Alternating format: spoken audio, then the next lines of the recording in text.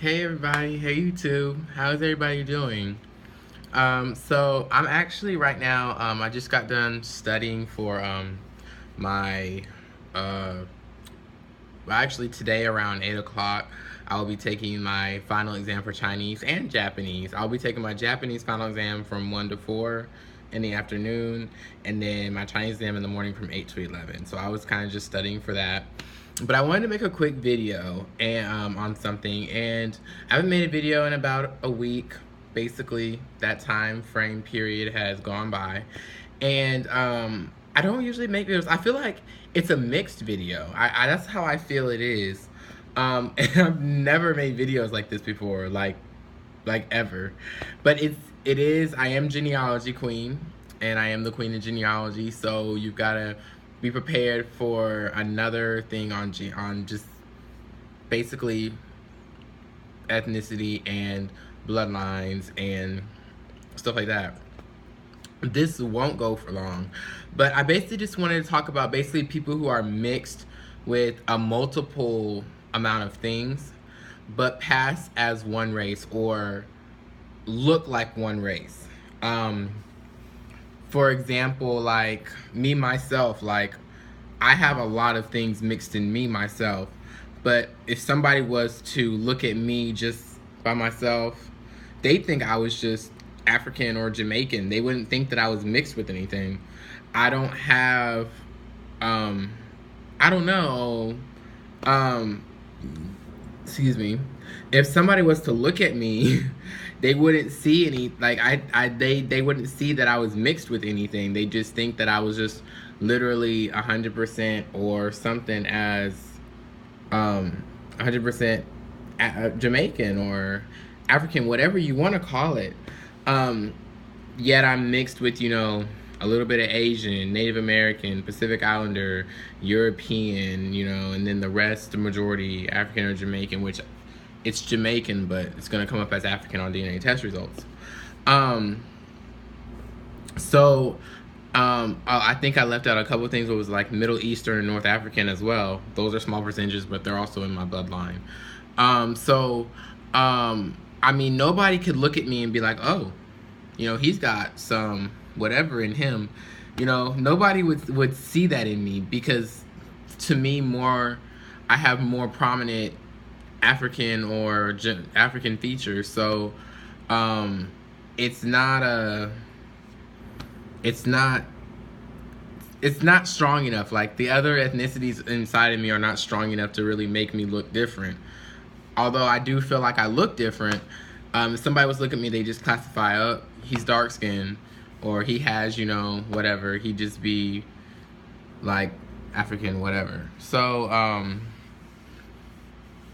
you guys already know my position on it, but it was just something I was thinking about. It was just funny to me.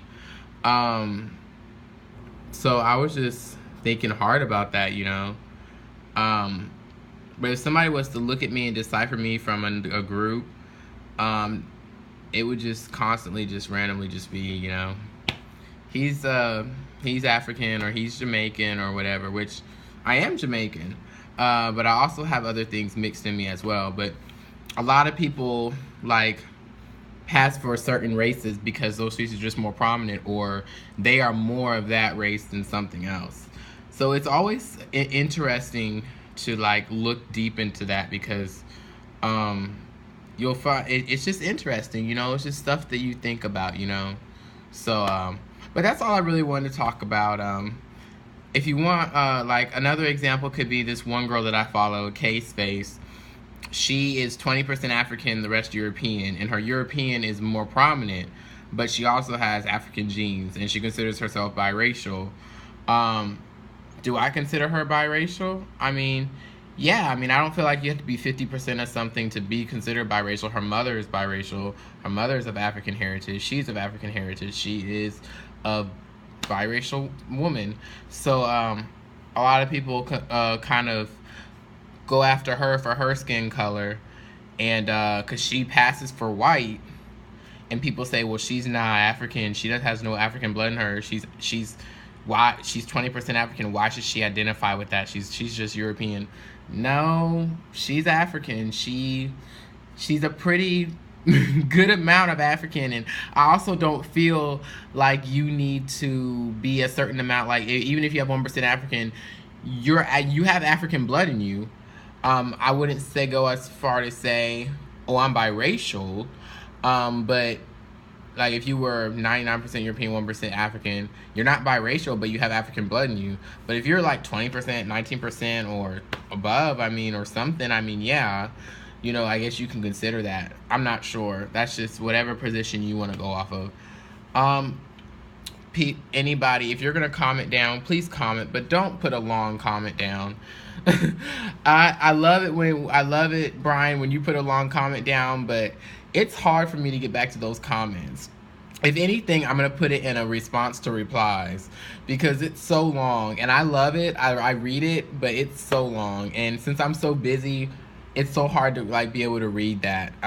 Hopefully, when I'm not in school anymore, I should be out of like 13 more days. Now that it's May, I should be able to read that and comment.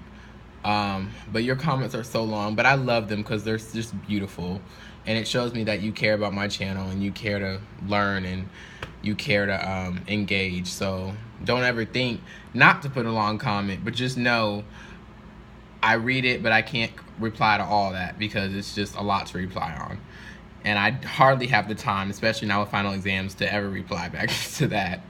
So I love you all, and please subscribe, please comment down, please give your opinions, please engage, and just enjoy my channel. I really hope you enjoy. But I'm gonna finish studying a little bit more, and I'm gonna head to bed because I need sleep. I cannot be tired in the morning. I can't, y'all. I can't mess myself up like that. So I'll see you guys later. Bye.